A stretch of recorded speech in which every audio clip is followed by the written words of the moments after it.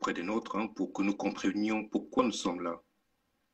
Et c'est toujours important de savoir d'où nous venons, le parcours qui a été fait, expliquer les faits, expliquer malheureusement la situation tragique que nous avons connue. La situation tragique que nous avons connue au sein de cette entité appelée Congo avec C, cette entité où, en voyant le jour, quand chacun d'entre nous, du haut de son âge, 40 ans, 50 ans, 30 ans ou plus, 60 ans pour nos aînés et autres, quand nous avons vu le jour dans cette entité, nous avons cru que c'était au sein de cet espace que nous devrions réaliser nos vies.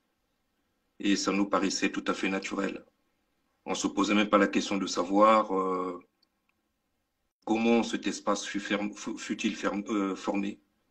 On était là, c'était normal. On cohabitait tous ensemble et on devait bâtir ce qu'on nous a fait comprendre, on nous faisait comprendre comme étant un État. Malheureusement, les résultats sont là.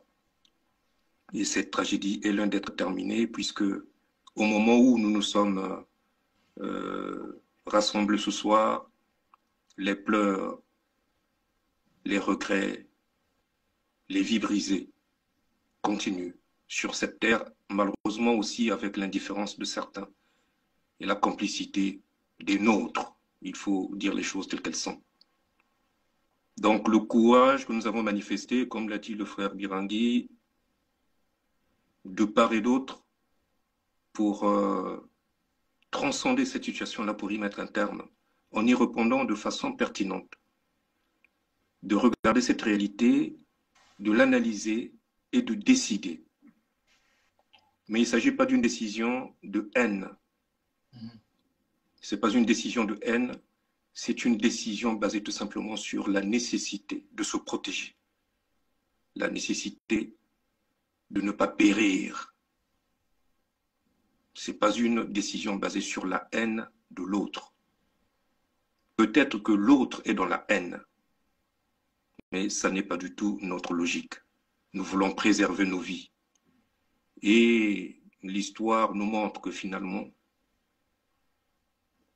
cette entité ne fut qu'un assemblage qui n'est pas né de notre propre volonté, mais de la volonté de l'Européen, du colonisateur européen.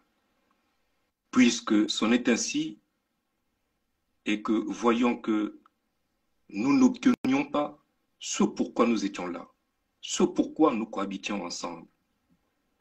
Nous, en tant que peuple Congo, cette identité qui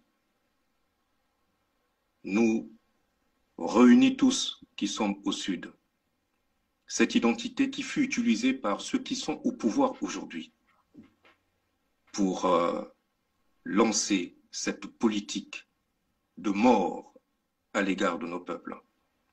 Cette identité, c'est celle-là qui nous unit, c'est celle-là qui constitue aujourd'hui notre socle pour sortir de cette trajectoire maléfique qu'on nous a imposée depuis les années 60, bien avant cela. On peut remonter donc jusqu'au traité que les explorateurs européens, notamment français, vinrent nous imposer. Donc, ce que nous allons faire ce soir, dire ce soir, n'est pas motivé par la haine. C'est un réflexe de survie. Et on ne peut pas accepter ce que nous avons traversé et ce que nous vivons encore aujourd'hui. On ne peut pas laisser faire.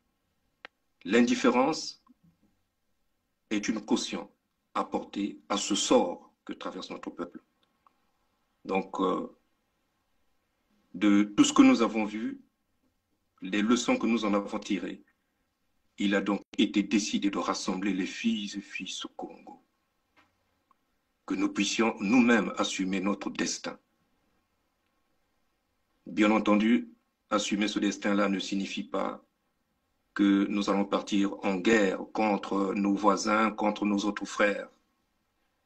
Nous restons tous fils et filles d'Afrique. Malheureusement, ce que nous avons subi et ce que nous subissons encore aujourd'hui à travers plusieurs pans, on va dire ça, sociétaux, que ce soit la spiritualité, la politique et autres. Ces pans-là sont venus ériger dans nos têtes, entre nous, des divisions qui ne devaient pas, en réalité, exister. On devrait continuer à se regarder en tant que frères et sœurs, ceux du Nord, les Ngala, les Téké, pour parler de ces peuples qui existent sur cette ancienne entité Congo, de laquelle nous avons décidé de nous extraire. On aurait pu continuer à vivre ensemble. Car nous sommes non seulement dans un espace qui a été béni, mais nos liens ancestraux auraient pu continuer à faire ensemble que nous puissions bâtir un même destin. Malheureusement, certains qui sont aujourd'hui, qui tiennent, comme qui dirait, la place forte de Brazzaville, ou disons-le d'Oyo, puisque à travers l'histoire récente, nous avons bien vu que le pouvoir de M. Sassou Nguesso a bel et bien déplacé la capitale politique vers sa ville Oyo. La réalité, elle est là.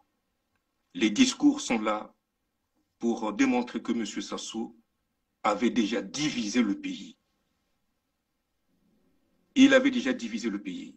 Et le problème, c'est que ce sont les nôtres, nous qui sommes du Sud, qui avons continué à cautionner ces discours. Pourtant, ces discours sont clairs. Pourtant, ces discours, ces positions, sa façon d'agir, de gérer le pays, montrent clairement qu'il avait pris position pour la division. Alors, allons-nous continuer à rester dans un tel contexte? Pourquoi? Pour périr? Pourquoi alors les nôtres ne réagissent-ils pas? Pourquoi les nôtres l'accompagnent-ils dans ce macabre travail de destruction de notre peuple? Nous avons donc décidé, au vu de cette réalité,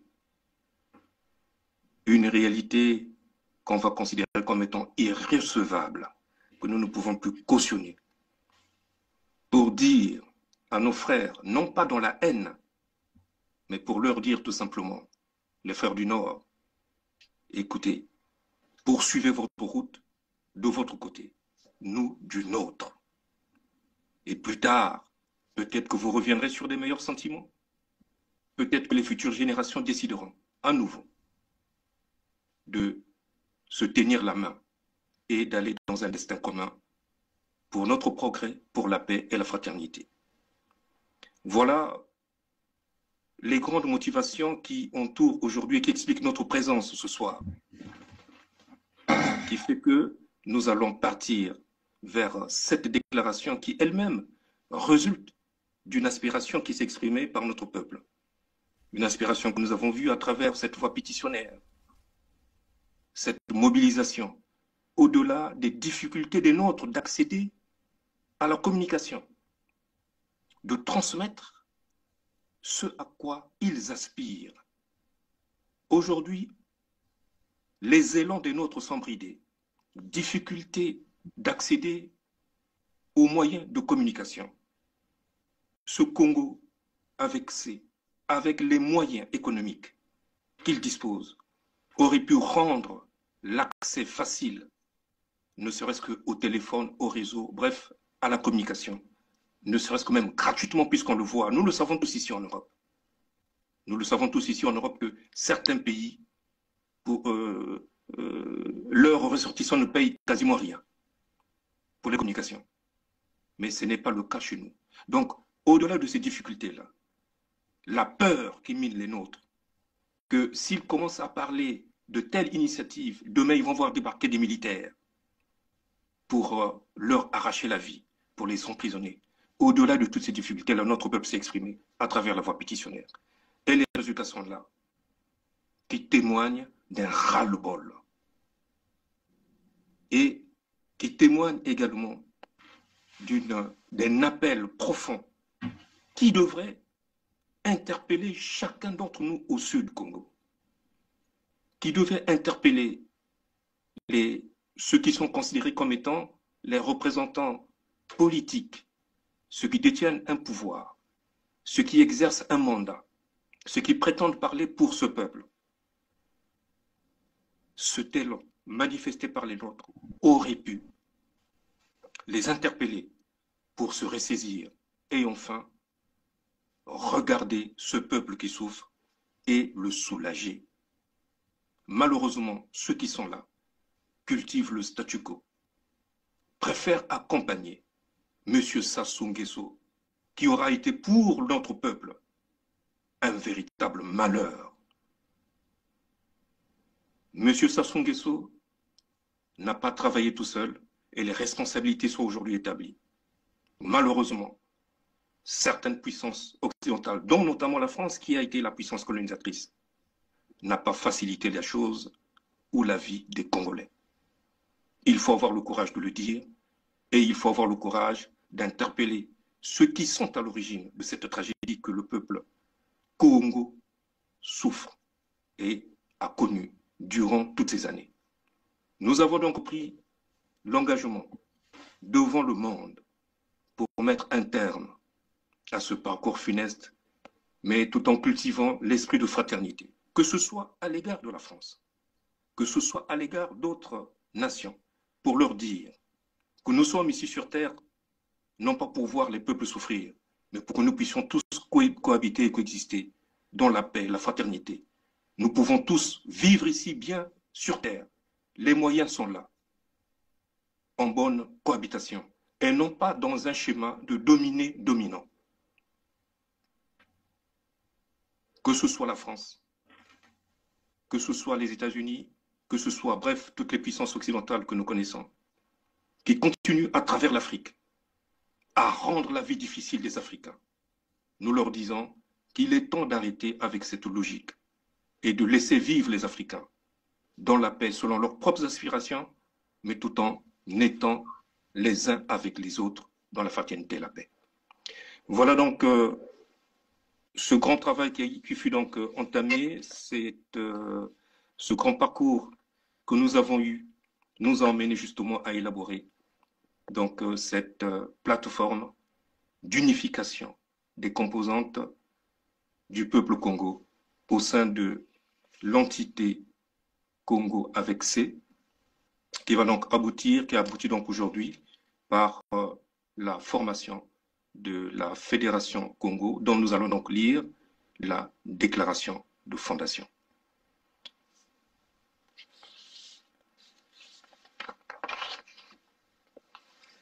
Déclaration de création de la Fédération du Sud Congo, FSK, renommée Fédération Congo.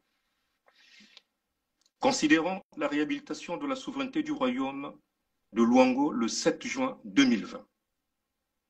2. Considérant la réhabilitation de la souveraineté des peuples de la Bouenza, Lekumu, Pangala Poul et Niadi le 21 mars 2021. 3. Considérant l'appartenance commune des peuples du royaume de Luango, de la Bouenza, Lekumu, Pangala et Niadi au même peuple Congo. 4. Considérant la volonté manifestée des peuples du royaume de Luango, de la Bouenza, Lekumu, Pangala et Niadi de s'allier au sein d'une fédération dénommée Fédération Sud-Congo FSK. 5. Considérant la mise en place d'une plateforme des filles et fils du royaume de Luango, de la Bouenza, Lekumu, Pangala Poul et Niadi destinés à consulter leur peuple sur la création de la Fédération Sud-Congo FSK. 6. Considérant la consultation par voie pétitionnaire initiée par Congo Debout, Unité du Sud-Congo USK et le Royaume de Luango souverain et insoumis, de laquelle a été récolté 22 707 signatures à travers les chefs de village, de famille, etc., des peuples du Royaume de Luango, la Bouenza, Lekumu, Pangalapoul et Niadi, du 14 avril 2021 au 17 octobre 2021, à se prononcer sur la création de la Fédération Sud-Congo FSK. 7. Considérant à la date du 17 octobre 2021, le résultat de la consultation attestant l'approbation de nos peuples à créer la Fédération Sud-Congo FSK, en conséquence, nous représentons l'autorité royale du royaume de Luango et celle de la Bouenza, Lekumu Mpangala Poul et Niadi, déclarant en ce jour du 23 octobre 2021 1. La création de la Fédération Sud-Congo, FSK, renommée Fédération Congo, FK, constituée des peuples souverains et insoumis, formant l'État de la Bouenza, l'État de la Lekumu, le royaume de Luango, l'État de Mpangala et l'État du Niadi. 2. Fixer à Ndindi, Pointe-Noire, la capitale de la Fédération Congo, FK. Les représentants ayant donc signé la déclaration, pour le royaume de Luango, Sa Majesté Makosso V, Sa Majesté Tikaya Nzinga Ier. Pour le Niadi, Birangi. Pour Mpangala Poul, Kai. Pour la Bouenza et Lekumu, Mikaya Pongi 7, né Pongi. Voilà donc, peuple Congo, lecture faite en votre présence de cette déclaration qui scelle depuis le 23 octobre 2021 et qui vous est donc révélée en ce jour, la création de la Fédération Congo. Cette fédération à partir de laquelle les filles et fils Congo, issus de l'ancienne entité Congo avec C, vont enfin assumer leur destin librement, selon leurs droits naturels incontestables. Je vous remercie.